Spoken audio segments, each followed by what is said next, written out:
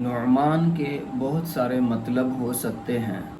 بعض حضرات فرماتے ہیں کہ نعمان وہ خون ہے جو انسان کے جسم کے اندر دوڑتا ہے، اور آپ جانتے ہیں کہ انسان کا دار و مدار، جسم کا جو دار و مدار ہے وہ خون کے اوپر ہے۔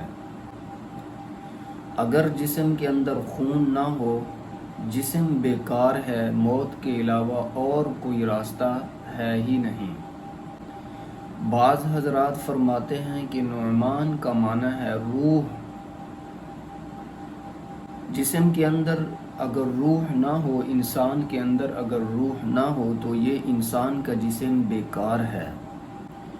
گویا کہ امام اعظم ابو حنیفہ رحمۃ اللہ تعالی علیہ فقہ کی جان بھی تھے، فقہ کی روح بھی تھے۔